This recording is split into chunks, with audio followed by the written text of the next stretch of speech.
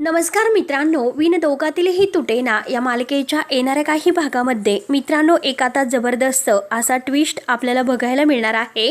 ज्या क्षणाची तुम्ही इतक्या आतुरतेने वाट पाहत होता तो क्षण मालिकेमध्ये लवकरच तुम्हाला बघायला मिळणार आहे।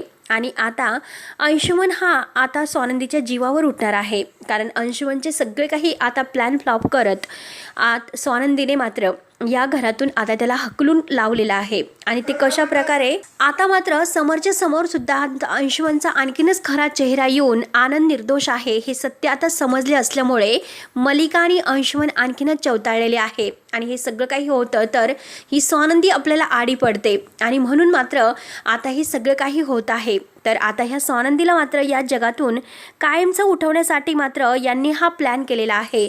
आणि त्या प्लॅनला मात्र स्वानंदी कशी अगदी सामोरी जाते आणि आपला जीव वाचून ह्या अंशुमनला आणखीनच अगदी जेलमध्ये कसं ती पाठवणार आहेत हे आपण या व्हिडिओमध्ये बघणार आहोत। त्यासाठी मित्रांनो व्हिडिओ शेवटपर्यंत नक्की बघत राहा आणि जर तुम्ही आपल्या चॅनलवर नवीन असाल तर चॅनलला सबस्क्राईब करण्यासाठी मात्र विसरू नका।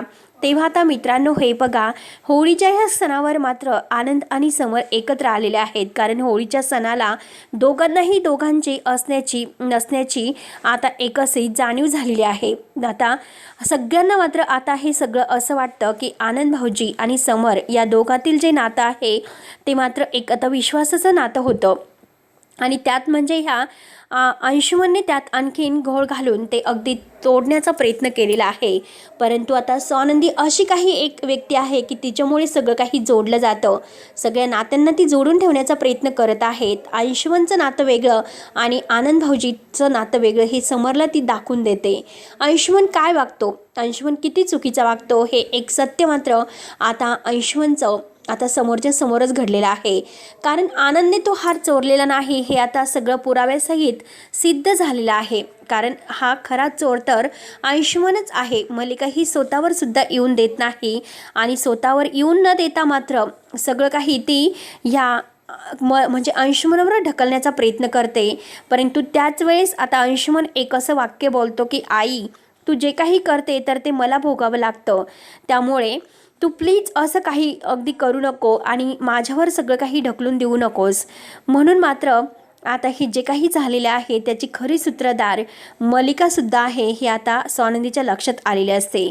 स्वानंदीने मलिकाला आता अगदी सावध केलेलं असतं की आता मलिका काकू, जे काही तुम्ही अंशुमनला गुंतवण्याचा प्रयत्न करतात आणि अंशुमन तुमच्या सांगण्यानुसार हे सर्व करत आहे तर, परंतु एक काय असं आहे की ते लवकरच सगळ्यांच्या समोर येईल। तेव्हा आता मलिकाला खूपच राग येतो। मलिका म्हणते की ही स्वानंदी जरा जास्तच हुशार होत चाललेली आहे, कारण हिच्यामुळे मात्र आता आपला अंशुमन घराच्या बाहेर गेला आणि लवकरच जर आपल्याला घराच्या बाहेर जावं लागलं म्हणजे हिने काहीतरी असं केले तर आता आपलं काही खरं नाही।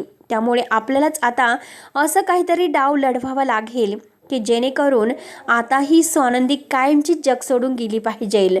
म्हणून ती अंशुमनला फोन करते आणि अंशुमनला म्हणते की हे बघ अंशुमन, काही झालं तरी आता ह्या स्वानंदीला नाही सोडायचं। स्वानंदीने आत्तापर्यंत आपल्याला खूप काही म्हणजे आपले प्लॅन फ्लॉप केलेत। आपण आत्तापर्यंत इतके प्लॅन केले होते पण एकही प्लॅन असा सक्सेस त्या स्वानंदीने होऊन दिलेला नाही, त्यामुळे आता आपण मात्र सोडायचं नाही। अंशुमन म्हणतो की हे बघ, या स्वानंदीने जे काही केलेलं आहे ना तर ते मी नाही सोडणार, कारण आता तिने मला सगळ्यांच्या समोर मारलं आणि घराच्या बाहेर काढलं, त्यामुळे मात्र आता काही झालं तरी मी शेवटी तिला सोडणारच नाही। जसे तिने माझ्या पाठीवर वळ उमटवले आज तशीच मी तिची अवस्था करणार आहे, कारण मी तिला असं काहीतरी धडा शिकवणार आहे की कायम जन्मभर तिच्या लक्षात राहील। तो आता असा काहीतरी प्लॅन आखतो की जेणेकरून आता कुणाच्या समोर काहीच आलं नाही पाहिजे, जे काही आहे ते सगळं आता हे म्हणजे हिच्याच समोर आलं पाहिजे असं काहीतरी तो पुरावा करतोय।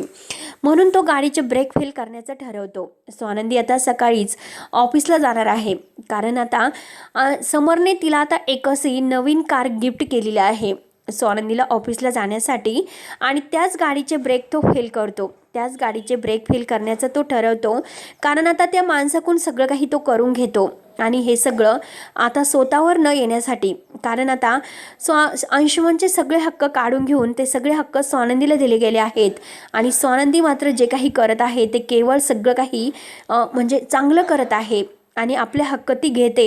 याचा अंशुमनला आणि मलिकाला खूप राग आहे आणि एक ना एक दिवस ही आपल्याला घराच्या बाहेर काढेल आणि या सगळ्या प्रॉपर्टीची मालकीन ही होईल, म्हणून आत्ताच तिला अगदी या जगातून कायमचं उद्ध्वस्त केलं पाहिजे असे ते ठरवतात।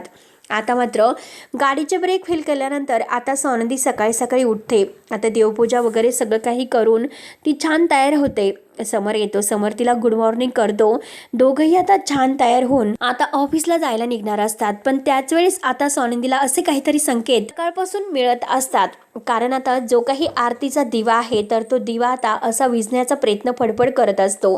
स्वानंदी विचार करते की दिवा असा आज का फडफडत आहे, म्हणून दोन्ही हाताने धरून ती तो दिवा आहे तर तो विझण्यापासून वाचवते। देवाला हात जोडते, देवाला म्हणते की देवा काही कर, परंतु या घरावर आणि माझ्यावर कोणतंही असं संकट येऊन देऊ नकोस, जेणेकरून सगळं काही सुखरूप राहतील। आणि जे काही आता आहे प्लॅन वगैरे करून या घराला आणखीनच अगदी संकटात टाकण्याचा प्रयत्न करतात, तर देवा त्यांचे जे काही प्लॅन आहे ते सक्सेस होऊन देऊ नकोस आणि आता ह्या सगळ्यांना सुखी ठेव, म्हणून देवाकडे ती प्रार्थना करते। त्यानंतर मात्र आता ती ऑफिसला जायला तयार होते। आजी तिला म्हणते की स्वानंदी अगं नाश्ता करून जा।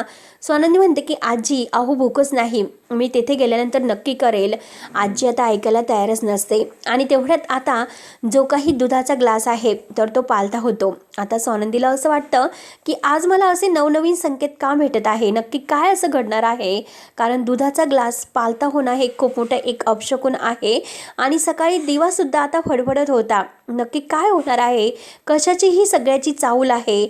आजी म्हणते की स्वानंदी तू टेन्शन घेऊ नको, तू नाश्ता कर आणि ऑफिसला जा, मी सगळं काही अगदी हँडल करून घेते।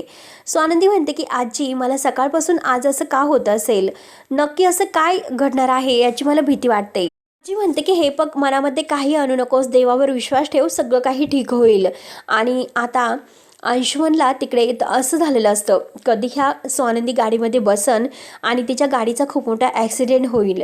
स्वानंदी घाईने निघते तर समर विचारतं की स्वानंदी मॅडम मी येतोय ना तुमच्यासोबत। स्वानंदी म्हणते की हे बघा म्हणजे मला खूप उशीर होतोय मी, तर समर म्हणतो की ड्रायव्हरला घेऊन जा, तुम्ही एकट्या जाऊ नका। स्वानंदी म्हणते की नाही, आज मात्र मला येण्यासाठी उशीर होईल, बरं मी बघते काय करायचं आहे। आणि तेवढ्याच स्वानंदीचा पाय मात्र अडखळतो, तिचा जो काही पदर आहे तर तो टेबलमध्ये गुंतलेला असतो।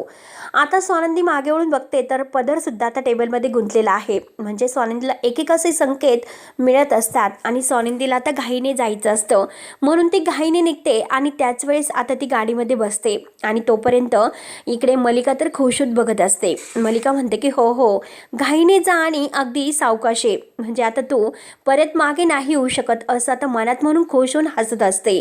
तर अंशुमन लगेच आता मलिकाला तेवढ्यात फोन करतो, स्वानंदी निघाली की नाही असे विचारतो। आता मलिका रूममध्ये जाते आणि रूममध्ये जाऊन ती आता अंशुमनशी बोलत असते की आत्ताच मात्र ती निघालेली आहे आणि लवकरच आता आपल्या कानापर्यंत बातमी येईलच। त्यानंतर मात्र आता स्वानंदी गाडीमध्ये बसते आणि गाडी तर भरधाव वेगाने आता चालू होत आहे आणि ब्रेक काही लागत नसतात। आता एकतर एक शाळा आहे तर ती सुटलेली असते, लहान मुलांचे अगदी म्हणजे पूर्ण गर्दी झालेली आहे। स्वानंदी त्यातून मात्र आता प्रत्येक मुलाचा जीव वाचवत आपली गाडी अगदी व्यवस्थित काढत असते, पण स्वानंदीला खूप टेन्शन येतं की कारण गाडीचे ब्रेक काही लागत नसतात। गाडी भरधाव वेगाने धावत असते। स्वानंदीला असं वाटतं की आता काय करावं, कारण आता सगळी काही परिस्थिती हाताच्या बाहेर जात असते। स्वानंदी देवाला हात जोडते की देवा काही कर, परंतु आता ह्या संकटातून मला वाचव आणि हे जे काही आता लहान निरागस मुलं आहे तर यांच्या जीवाला काही माझ्याकडून बरं वाईट होऊन देऊ नकोस, देवा काहीतरी असं कर। म्हणून स्वानंदी व्यवस्थित आता परिस्थिती हँडल करण्याचा प्रयत्न करत असते आणि तेवढ्यात आता स्वानंदीच्या लक्षात येते की आता तिला असं लक्षात आलेलं आहे की गाडी कुठेतरी अगदी अशा ठिकाणी थांबवली पाहिजे की जेणेकरून आता कुणालाही अगदी जीव जायला नको, कुणाच्या जीवाला धोका नको, अशा ठिकाणी गाडी आता थांबवली पाहिजे।